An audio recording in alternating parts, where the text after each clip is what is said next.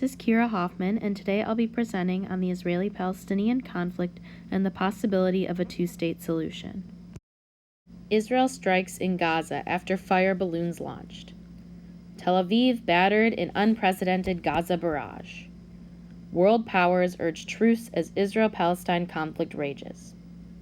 To most Americans, headlines such as these have become all too familiar and are therefore often disregarded. To me and many others in our community, though, these are more than just headlines. They are the lives and livelihoods of my friends and family living in Israel. Over 9 million people live in Israel, with another 2 million living in the Gaza Strip. And to those 11+ million people, this conflict is much more than a far-off drama. Even having studied the history of the region since I was in elementary school, and having traveled to Israel many times, I still frequently find myself asking the basic questions of, why does the dispute over land have to come to such violence? Or, is there really no solution in which both groups can simply live in peace? As I've continued to research the complex history of the region, I've come to understand that there's a lot of debate when it comes to the answers of these questions.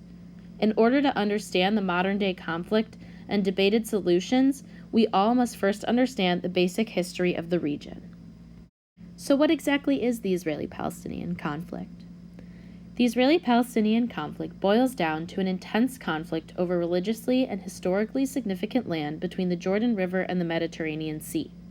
Jerusalem, the capital of modern-day Israel, is most famously home to the Western Wall, the Dome of the Rock, and the Church of the Holy Sepulchre, all of which are extremely important religious sites for Jews, Muslims, and Christians respectively. Today, the land is inhabited not only by the people of these three Abrahamic religions, but also by Druze, Bedouins, and people who don't align with any of the aforementioned religions and ethnic groups. All of these groups have their own unique histories and ties to the land. Unfortunately, though, the two largest groups inhabiting the land hold conflicting views of the history and ownership of the land itself. Both Jews and Muslims have deeply rooted connections to the land and therefore believe that they have the rights of ownership. The conflict between the two groups has escalated since Israel declared independence as a Jewish state in 1948, and many wars have been fought, and as shown in this table, over 116,000 lives have been lost as a result. Now, if the history of the region dates back thousands of years, when exactly did the modern conflict begin and why? In 1917, at the height of the First World War, the British government, specifically their Foreign Secretary Arthur Balfour, submitted a letter known as the Balfour Declaration, supporting the establishment of a Jewish homeland in the land of modern-day Israel. In 1918, the Ottoman Empire fell and Britain took control over the land and was able to have their plan approved by the League of Nations in 1922. After the Holocaust, many Jews fled to their homeland of Judea and purchased Palestinian land, causing the displaced Palestinian refugees to flee to neighboring Jordan. By 1948, 82.1% of the population in the region under control of the United Nations was Jewish. In May of 1948, Israel declared independence, disappointing and angering Palestinians who had been living there peacefully alongside Jews for hundreds of years. The Palestinians struggled under the rule of the Ottomans and the British and hoped to gain their own independence when the empire finally fell. Right after declaring independence and gaining recognition from the United Nations, Israel was attacked by neighboring Arab countries, Lebanon, Syria, Egypt, Jordan, and Iraq.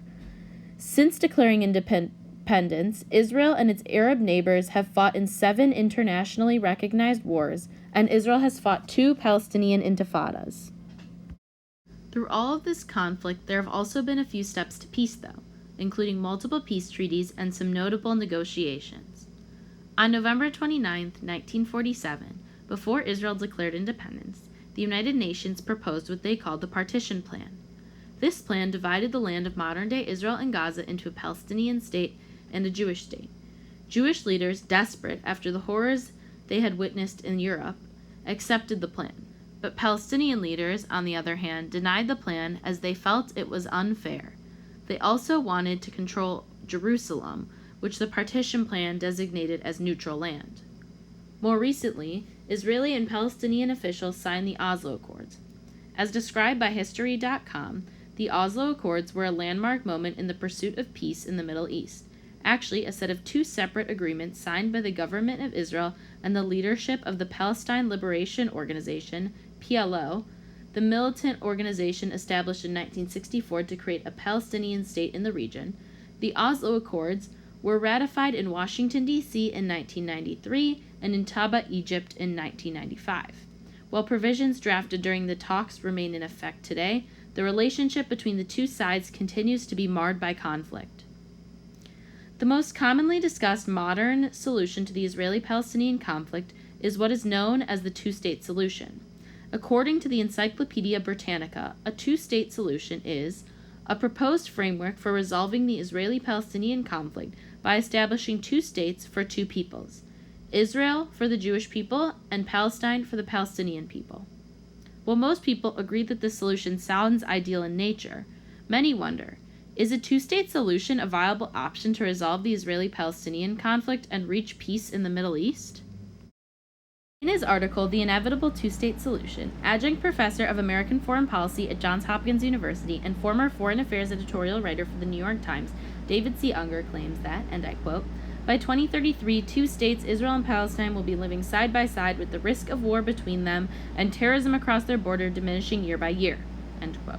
Unger claims that because of shifts in population size, specifically a rapidly growing Palestinian population in the area and a projected deceleration of Jewish immigration to Israel, due partially to the ongoing conflict, political shifts are bound to occur.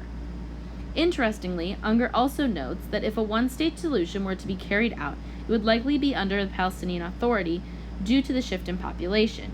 He notes that this would negate Zionism at best, quote, offer the conditions Jews now have in the United States, a Jewish minority living in peace, prosperity, and harmony with its non-Jewish neighbors, and at worst, it would produce conditions resembling those of pre-1939 Poland or present-day Iran, a Jewish minority living in fear of mob violence, economic expropriation, and physical expulsion, end quote. Distinguished Service Professor Emeritus in the Department of Political Science at the University of Chicago, Morton A. Kaplan, on the other hand, shares an alternative perspective. In his article, Why Plans for a Two-State Solution in the Middle East Have Failed, Kaplan explains how an examination of history makes it evident that a two-state solution is not a viable option.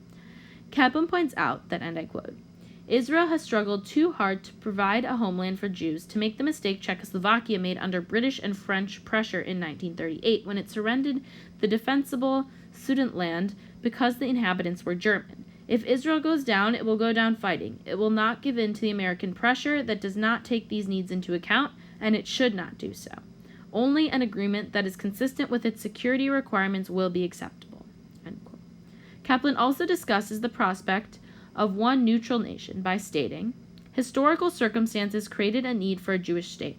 Although this impacts unfavorably on Arab and Muslim elements within Israel, the very idea of an Arab League shows the impact of Arab nationalism upon Arab nations. Jews, Christians, and non-Arabs are not equal within them.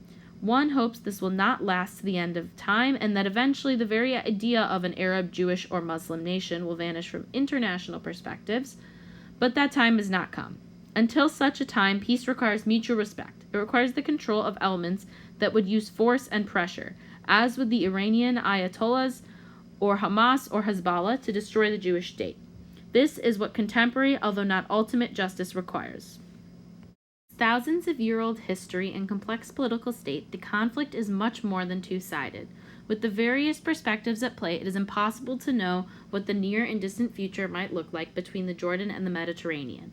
Regardless of how peace is achieved, the most important thing is that both Jews and Muslims can live peacefully in the land that they consider so holy, so no more lives have to be lost at the stake of the conflict. So what do you think? Could a two-state solution be the answer to one of the world's greatest conflicts and allow over 11 million civilians in the region to live in peace?